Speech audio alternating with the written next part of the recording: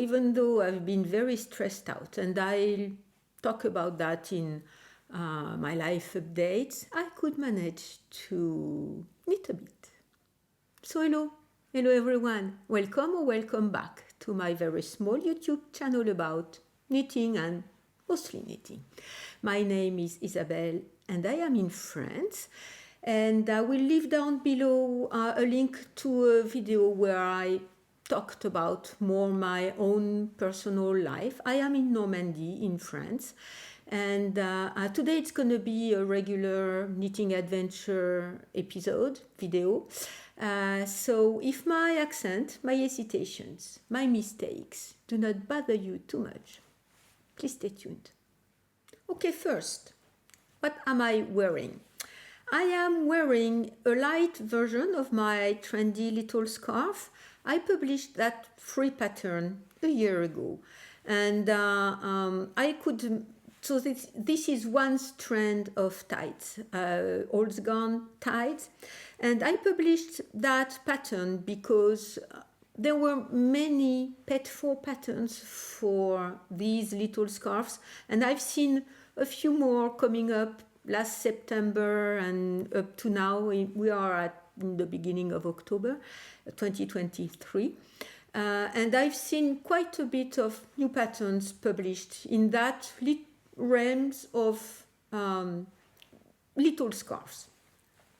So this one is made with 1x1 ribs, has a pointy end at both ends. You can choose to have the decreases and increases on the same side or not. And I made a little diamond pattern from a Japanese stitch pattern book. I asked for the permission to give the directions about that pattern, and I had no answer from either the author or the publisher, so I'm not sure I can really publish stitch for teach what the pattern describes. So I've been giving directions by private messages. If you are interested, it's very, very easy. It's just wrap stitches over 3 stitches, and then you increase by 3 stitches on either side to make a diamond. And once it's about I'm not sure I recall, there are 2 or 3 stitches that are left on either side, the widest point, and then you decrease again. And then you continue to make 1x1 ribs for the length of whatever suits you. And you can make another pattern on the other end. I have not. My other end is just plain, but whatever. You can do whatever you do and you want. And I made a 1x1 rib first because the trendy little scarves, the paid for ones that were very popular and are still very popular, are with garter stitch. And I'm not sure I like garter stitch that much because when you stretch it out, I do not like much the way it looks at some point. I think the ridges are separated by valleys that are too wide, and I don't like the way the stockinette, the knit side stitches elongate, and so I preferred 1x1 rib, and also because it is a bit stretchy, so it's a bit forgiving for whichever yarn you choose to make. You can make it a bit wider, you can make it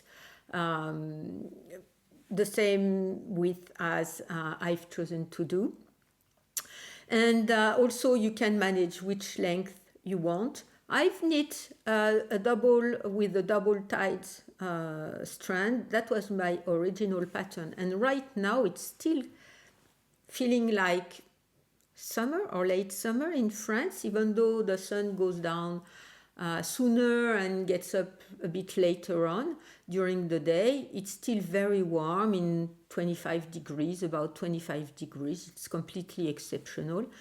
But I always wear, every day, I always wear 1 knitwear, one piece of knitting, and I always wear one leather bracelet that I get from this woman in the Pyrenees. That's my thing.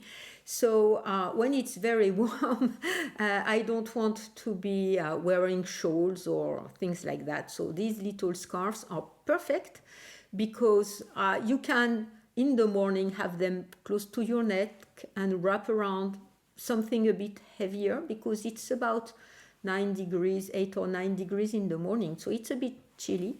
But then when it warms up, it can go folded into your bag and you can forget it until it's a bit cooler at night. So it's a perfect little accessory. And I will link my pattern down below. But of course, there are plethora of patterns that are either paid for or free. Some of them get wider and then get on one side, on both sides, and then decrease on, you know, the side you had increased to. Mine is straight, but you can very easily add stitches on one side and then decrease. And there are a lot of little scarves and bandana patterns you can play with either several different knit stitches or different colors. So there are plenty of patterns you can be playing with. Okay, first I have one finished object. It's finally finished. I started it in August 13th, 2023, so this August.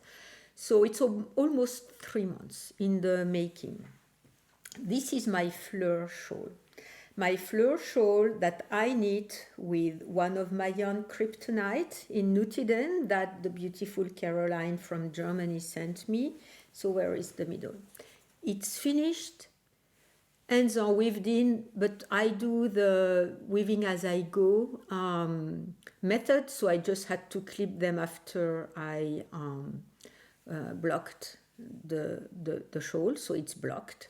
It's a free pattern by Espace Tricot, and so Caroline sent me this beautiful Nutiden. I knit single-stranded, so that was a challenge, and as it was not a challenge strong enough, I made bubbles. So the first bubbles are a bit smaller. If I place them on my shot, maybe it's better here. A bit smaller than the later bubbles. The later ones are way bigger. And first, it was a bit more difficult to knit small bubbles with Nutiden single-stranded than to knit bubbles with bigger bubbles. So that's one thing. The other thing is I'm not much into bubbles, so I was thinking, if I'm making bubbles, they better be big and obvious and noticeable, right? So the contrast between the white and the pink is quite strong, and then the bubbles are quite big. So you can wear it either way, either with the larger part in front of you at the middle, or in your back and wrap it around yourself. It's a bit warm, so I may not keep it right now, but my shirt color doesn't match the pink, so I'm going to be trying to hide that. But anyway, it's an exceptional knit to me. The yarn is extremely soft. As I was weaving my ends as I was going, just blocking it made all the ends, and I've been very gentle blocking it, and I did not pin it down. I just let it dry flat. The little ends just felted by themselves, and I just clipped them out, and it's perfect. It's an asymmetrical triangle shawl, I guess. I guess I should read the pattern to see what they say, but you increase on either side at a bigger rate than you increase in the middle. So the triangle has bigger wings. And so it's sort of an elongated triangle. It's not a crescent roll. And I know, I guess it was Jackie who modified the pattern to make it a crescent roll, because it's, yeah, I like, at first I preferred triangular shawls, but now I prefer crescent shawls after having knitting a few of them. And the way also the slip extravaganza is with a flat sort of triangle that you can put in your back and big wings that you can fold around yourself, is my preferred way right now. So here is when you put, here it is when you put the widest, the tallest part in the back, and here it is if you put it in the front. It's much bulkier, and this is what I don't like much now with triangular shawls, now that I have knit crescent shawls. When you do this, it's very bulky in the front, so if you're cold in the front, that's perfect. But your back is still cold, and you don't really use the wings to protect yourself. So I much prefer now to be having some kind of the deepest part in my back. Place one wing on one side, tuck it under, place the other wing and tuck it in. And I feel I'm way better protected when I do this than when I have just the regular triangles and in the front. And anyway, I prefer that much better this way. And these bubbles, tell me, what do you think? These bubbles are so obvious, but they are so fun. I've knit one shawl with bubbles. It was the Elven shawl that I knit several years ago, and it was a present from my sons for Christmas. They offered me. They all pulled in, chipped in, and they bought me the yarn and the pattern for Christmas. So it's full of bubbles. I will place a picture. No, it's on that side. I will place a picture here. There are many bubbles with a much smaller yarn. It's cotton yarn, so it's much stiffer yarn. This one is extremely airy, and the bubbles are very small and very well aligned, or distributed very fast, very evenly, to make some kind of a pattern. This is more messy bubbles because none of them look like the other one. So I made the bigger bubbles. So it's on 5 stitches. I made 4 rows, so 2 back and forth. And then I wrapped twice my yarn before continuing. So it was the end row. You make the last bubble row and then you cast off on the back, from the back side. The last row took me 3 sittings, I think, to finish it. So it was the last bubble rows took me 3 sittings, and then maybe 2 sittings for casting off. I had to stop. I'm sorry, I have some yarn in my mouth. Maybe 2 sittings to cast it off. And I used the little Ukalan samples that one of you sent me. It smells very good, even though it was still smelling a bit chippy, but it smells very, very good. And yeah, I love it. I will love it. I'm not sure what I'm going to be doing with the remaining of the Nutiden. I'm still thinking, so I want to cast on the perfect thing for me. This shawl is going to be a triple dip. I'm not sure I'm allowed to do that. But anyway, I will mention some KALs. that you can join. So first is the one from Jackie and Carmen, who are Knitting a Good Yarn podcast. I think that's the name of their channel. And they have a FleurALong KAL with the Fleur shawl pattern by Espace Tricot. There are two other ones that I think this shawl can qualify because it's Nordic, a Nordic yarn. So the first one in no particular order is the KAL that is hosting Helle, I think that's her name, yes, Helle from Danish Musing. And it's a KAL about a Nordic KAL. I think that's Nordic Knitalong. So that's the name of the KAL. So I will make a post for that KAL. And there is also Selma from Little Big Knits. That's the name of her channel too. And she's hosting a Nordic KAL with a K and with a C. And both of them have quite a further end date. So the LBK Nordic KAL is ending in March 31st of 2024.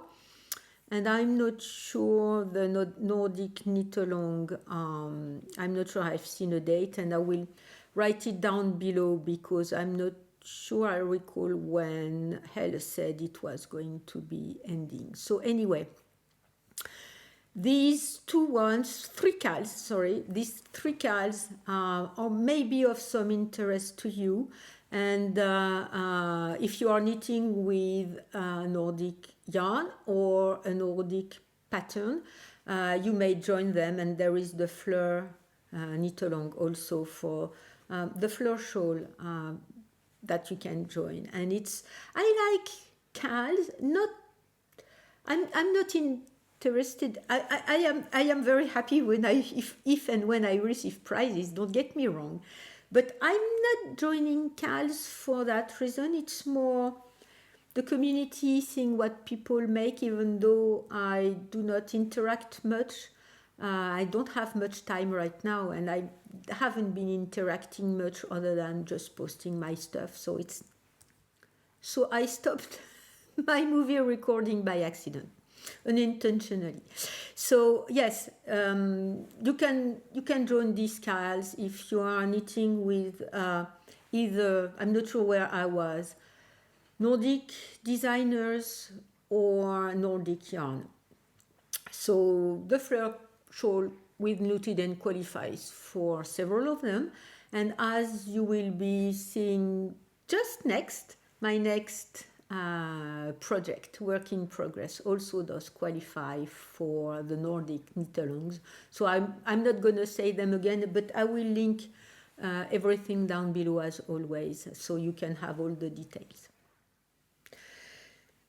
Next is going to be my work in progress, one of my work in progress. I'm filming this segment for the second time.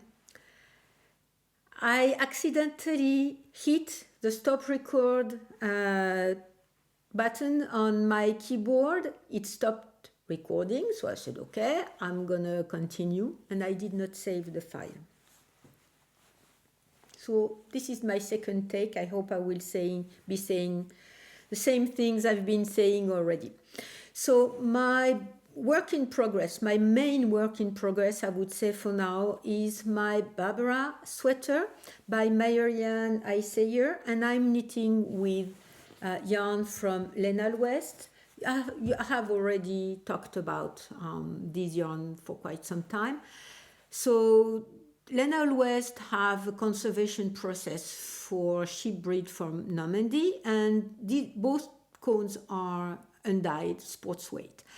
The darker grayish brown is with black and gray and brown and white fleeces mixed up, and the white, creamy white, is with only the white fleeces. So I've already knit with that yarn, and I have to say I like rustic yarn very much. I like the way it holds onto itself. I like the way the Stitches are quite sticky and they won't go anywhere if you drop one or two, and you can catch them back very easily. And most of all, the fabric really is holding on to itself. It's not drapey. And I do like when some shawls, sometimes smallest shawls are drapey. I prefer, and it's my preference, and if you do not, you do not have to like the same way, my own preference, but I do like, even for shawls, when the yarn holds on to itself and has more structure, I would say, than when you use superwash, for example, or plant-based yarn, or plant-based yarn or fiber. And the finished fabric has a lot of more drape. And if sometimes it's good to have drape, I prefer when the fabric holds onto itself. That's my own preference. So I'm not sure I recall where I was last time I talked about it, but I know I wasn't up to the moment I had to start shaping the back. So this is the back, shaping the back, doing some short rows, and separate to work that way on the back, and then cast on stitches to be making the front. So as I'm knitting off gauge, I had to do a bit of calculations because my own pattern repeat is bigger than the one from the pattern.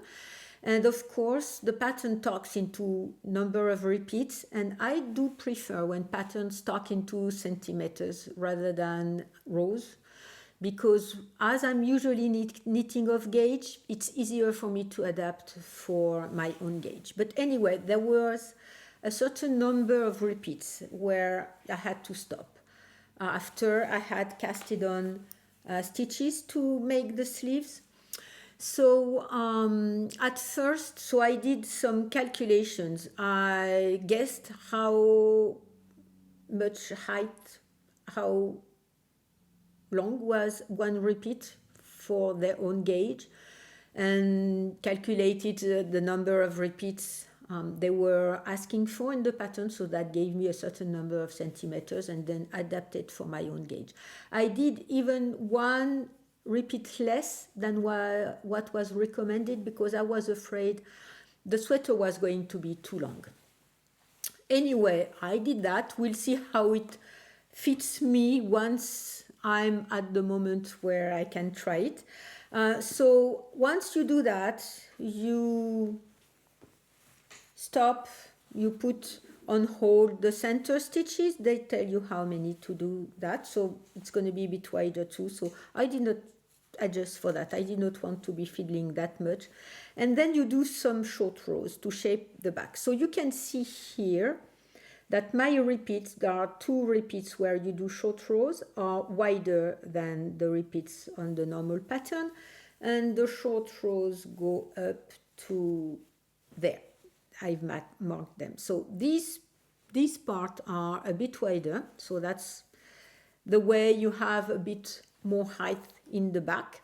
So I did the short rows on either side, so the other side is also on hold for now on another barber cord. And now I'm working on the front. So this is the way it's going to be. I'm working on the front. You don't see much, I guess. I'm casting on stitches so that you can from one side, and then I will be casting on stitches on the other side. And after that, I guess you are knitting in the round. One thing I have to see, because I just saw it when I was wearing it that way on camera. The pattern is on one way when you knit it bottom up, and then it's going to be reversed when you are on the front, because you are going to be knitting top down.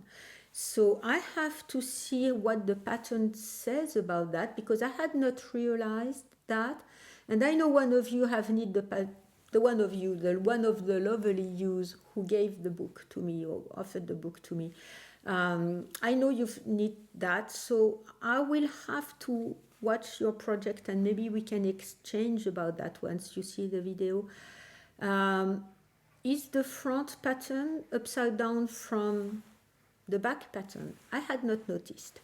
Anyway, so I have another segment I filmed just before I missed recording. I deleted the file where I'm standing up, and you will be seeing that right now. So this is the back that I'm wearing in the front. So the back is most probably going to be here. I'm past halfway for the sleeve. This is going to be the sleeve.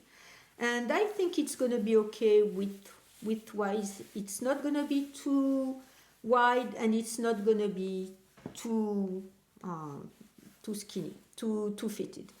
And of course, this is the front part. So once I wear it, it's going to be that way. And now I have to do the same on the other side, on this side, and join in the round to finish the sweater. Okay, so it was bugging me strongly enough so that I had a look, and that's what I've seen.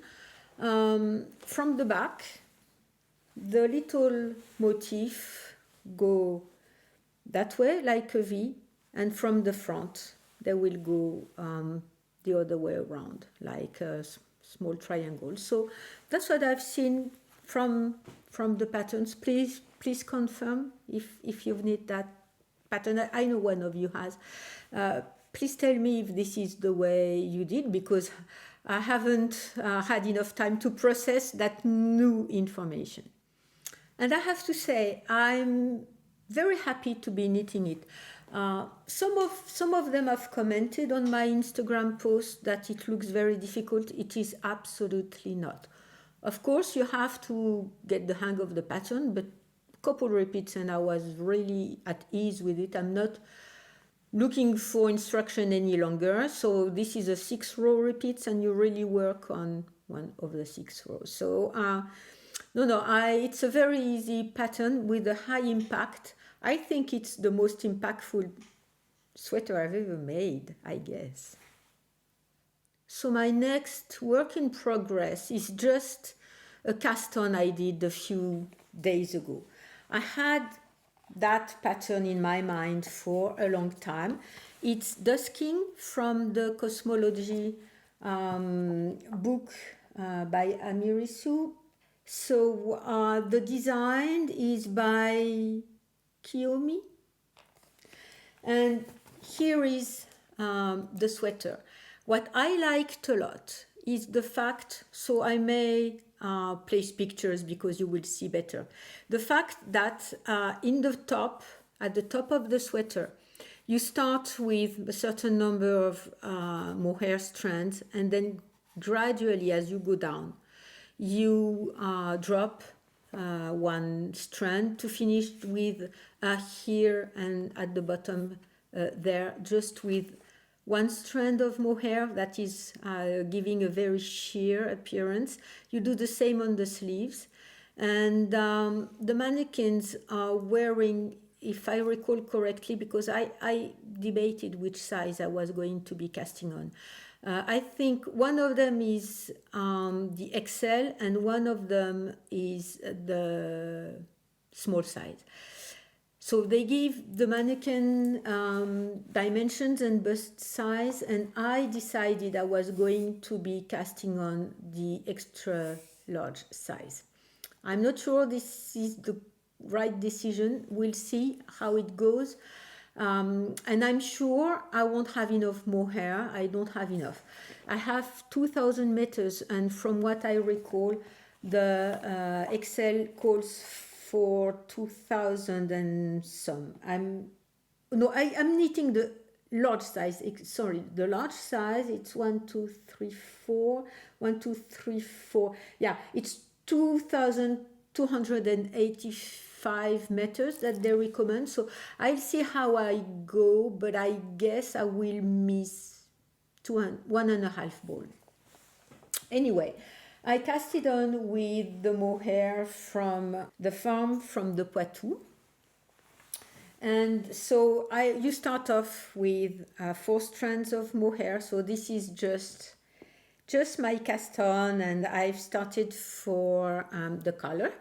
And the color, there is a little keyhole in the back. So you start with the ribbing, and then once you've reached a certain point, you continue in regular stockinette, and then you join in around. The mohair is a delight. I've already made a couple things with their own mohair. I made the Agnes jumper by Camille Avad with their mohair at a heavier yarn weight. This is their lace mohair. You may be able to see it, I'm not sure. This is their lace weight mohair, so mohair and silk. And I also made Saturday Shrug by Jackie Rose. It's very soft. It's extremely soft. Pink is not so much in my own color realm, but when I saw the yarn in her store, I saw it in person, I knew I wanted to do something with it. And right after I saw it, I decided on the Dusking, and I was in the store, and as I have the pattern, I knew how many meters I was going to be buying, and I sort of guessed I wanted to make the medium size, but I think I'll be better off with the large size. So I'm just ribbing away. It's extremely satisfying.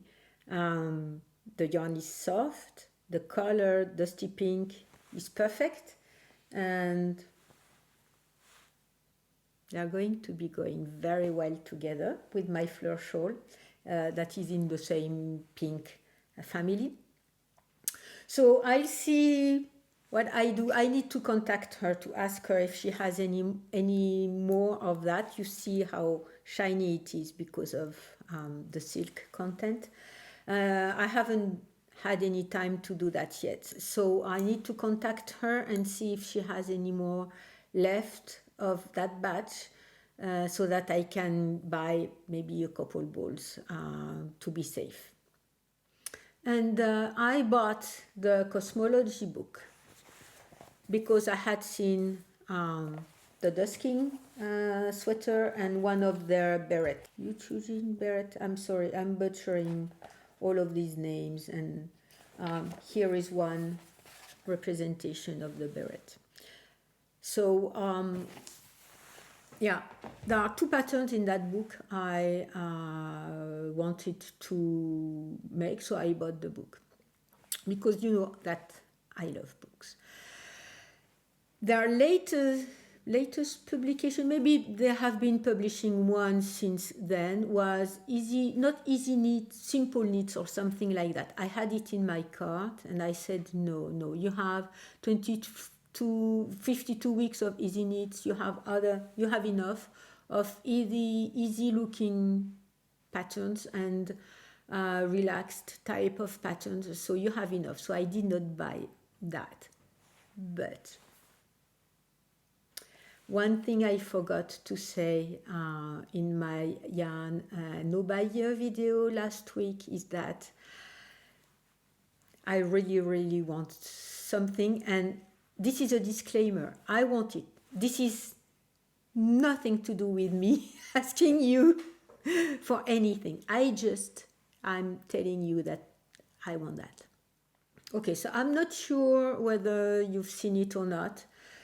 You know that Nutiden is one of my kryptonites, and I won't be buying any until I have knit all of my stash, and I do not have any more sweater quantities for anything in my stash. I may start buying online again once I don't have more than maybe a small shawl left for each category, but I don't want to be buying anything before I've knit all the sweaters quantity that I have. Okay, so you may have seen it. Nutiden has a new drop. So it's from a few weeks back. And in that drop, the usual colors are usually subdued and soft and earth tones and with lots of depth and everything that I like. They have, and I will place a picture. They have a red. They call, it's the name of a mushroom. Yes, okay, I found it. It's called Amanita. I think that's what the name I had in mind, but I was not sure. It's a bright red, a vibrant red, very, very different from what they are used to be doing.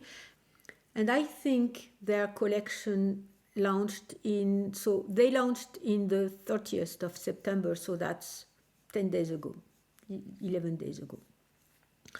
And this bright, vibrant red is so appealing to me. So if you are interested into Nutiden, if you like red, please have a look, because this one, I'm drilling all over my screen when I was drilling all over my screen when I saw it. So it's going to be in my mind. The collection is going to go. The stocks are going to be all sold out, and people are going to be making beautiful things with that, and I will be drilling all over. There will be more red yarn that I will like, so I know, and thanks to my own boundaries, I need these boundaries that I made for myself, around myself, so that I'm not falling into the rabbit hole again of buying and buying and buying and buying, because today it's the red Nutiden and tomorrow it's going to be something else. And I know one of you said, oh, I've sent you things so it's breaking your no-buy year. No, it's not breaking my no-buy year, because one, I had not anticipated anyone would send me anything, so there is no rule for exchanges, because we usually send each other things. So you're not breaking my no-buy, and no worries about that. And I'm extremely happy. I'm extremely happy when I receive something and when I make things with what you send me, because this one has also one of you in it. So yeah, yarn will come again, either that one or another one that I will like as much as I like it. That I like that Amanita Nutiden right now, but it's in my mind. I was thinking about it for a few days right after I saw it, and I was thinking, what am I going to be doing? What am I going to be doing? If they open the shop to the public, and if you're not a patron, they will open the shop to the public, will still be some of that red colored Nutiden left or not. Anyway, I was mesmerized by that very vibrant color, and I imagine, if you get some, I imagine a very simple sweater, one by KALs, and the name escapes me, and I'm going to be looking for it. So it's the Gallant sweater by KALs. She has super bulky, an iron weight, and a mohair. This sweater is extremely simple looking. It's a raglan rolled top, just an I-cord at the bottom of the sleeves and of the sweater. It's beautiful. I've seen Frédéric from Atelier Pure Laine. She's knit 7 of them, I think. It's a very beautiful pattern. And when I saw the Amanita colorway by Nutiden, I immediately thought of the Gallant sweater.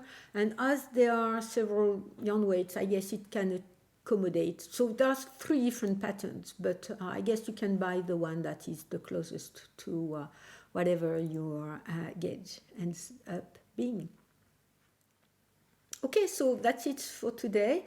I'll be moving to life updates. I have a lot to say, and I'll try to be short because I'm not going to be going on and on and on and on again about my own problems. But if you're not interested, you are more than welcome to be stopping here. And if you do, I thank you very much for being here with me and with all of us. And I do hope I will see you next time.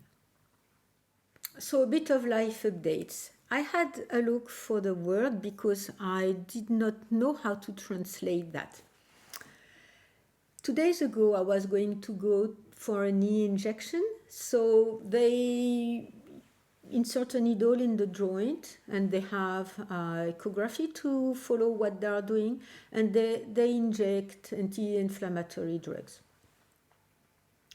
I went to the appointment, so I had to call and it was maybe a month delay. I went to the appointment and I guess it's what you call subconsciously deliberate mistake. These are the translation I found, or missed opportunity. So I went to the appointment. I was very stressed out and very afraid and everything. So I went to the appointment. I did not bring the drugs. So there is the anti-inflammatory drug and there is a numbing product too that they inject so that you don't have too much pain. Yeah, I went there. And I did not bring the medicines with me, so they could not, of course, do the injection. So it's scheduled for next month. I have a month to wait. Now, there is a month delay. I was so stressed out. I left with all the images I had and all my files and everything, but the drugs. So they could not do it. So I guess in the back of my mind, I don't want to be doing that. I know I have to be doing it, but well, that's going to be for next month now. And I saw the surgeon, so I need to go see him again before Christmas. And then we are going to be scheduling the operation and a hip replacement for Easter. At that time, I won't have much teaching left to be doing, and so he said it's a 3 months out of work period. So I will have to schedule that after my teaching schedule is finished and I can work from home. And at the beginning of the first few days following the operation and the surgery, and it's going to be for about two or 3 weeks depending how my recovery is. I will go to a special physical therapy place for those 2 or 3 weeks. So I will have to let my cat in the cat luxury hotel for 2 or 3 weeks. So I will, hopefully it's going to be only 2 weeks. And he said they are going to be loving you because in these places there are lots of very old and very sick people. So it's a place where you have physical therapists and he can go also for the follow-up, and you have nurse 24/7. So you are supervised after the surgery. They don't let you go out. They place you out of the hospital because the hospital nights are very, very expensive. On the society, I won't be paying nothing. I will not be paying anything for that. But for the system, having you in another facility where they take care of people after surgeries, but people whose life is not in danger or are not undergoing surgery, it's less expensive for the society and the health system. So I'll go there for 2 or 3 weeks, depending on my recovery rate. And then after that, it's going to be a total of 3 months out of work. So if we do that around Easter, I may be able to have a bit of vacation in August and go see my mother. It's, if I recall correctly, a month and a half without driving. It's a month working with support. Not that, he said, not that I don't want you to be putting your weight on your the side where you have had surgery.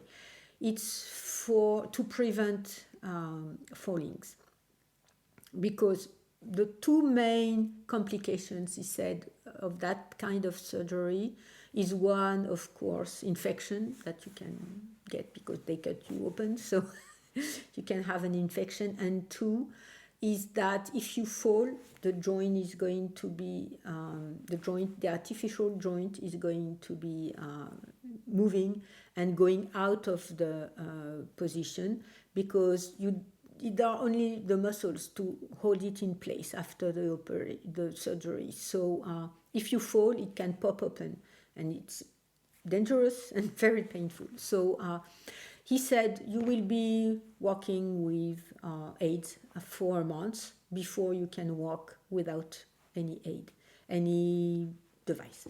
So and there are several kind of devices depending on how much help or support you need. Okay, so and also he said, you've not been running for 5 years now because of your pain. I want you to be going back to running. I was surprised, very, very surprised. And he said, I'm recommending you to go for the surgery, but of course, you are the one deciding. But what I see and what I want you to be thinking of is the fact that you are now not doing things because of your hip and knee situation. So he says that's alone for me is enough to be recommending you surgery, because you are preventing you from doing things. There are things you don't do any longer at all. When you go hiking in your beloved mountains, you go for the small hikes because you know you can go up, but you know you can't go down. It's more painful to go down. And you're not running, playing tennis, he said, we'll see. And there are many things. For example, I was used to meditate on my little cushions. I can't any longer. I can't sit down on the ground.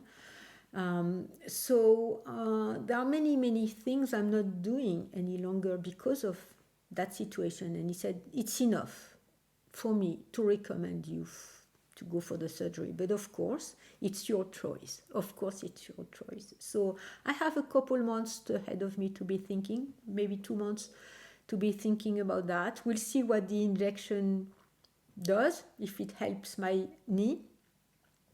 And he said, once again, I think I've said it in the past, your knee is not going to be better or worse.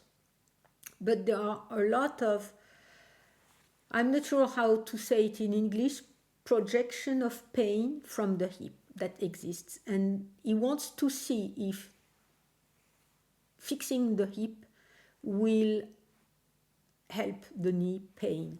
If it does, good, 100% success. If it doesn't, we'll have to think about the knee once again. But that's going to be in a second decision. So, yeah, I have been extremely nervous about all of these. Nervous enough for me to get up at 6 o'clock in the morning to be at 8 for the appointment, and I had asked for a taxi to drive me back home and everything, but I went there without my products. Okay, so yeah, lots of, and you may see I'm forgetting things. I have a little harder time to concentrate. So all of this is taking a toll on me, and my mother, it's not better, it's not worse. So she's doing her own thing, and for now there is no peak of problems on her side, and I need to be solving my own problems on my side. So my knitting has been quite of a comfort to me. You've seen that I've been doing things, I've been knitting, and I very consciously try to place joy and happiness into my knitting the way I recommend you or I offer you to do so for yourself. And when I can't do it for myself, I do it for you, and I'm thinking about some of you. You know who you are. You've been going through difficult times. You've lost friendly pets. You've had diseases and things like that. And I place positive things into my stitches for you whenever I can't do it for myself. And I send them out to you. And I do hope you are able to find joy and happiness in your knitting, because it's not going to be coming all by itself. And yes, I thank you very much for being here with me. I thank you very much for creating this very joyful and friendly community. I thank you very much for being my friends from all over the world. And I will see you next time.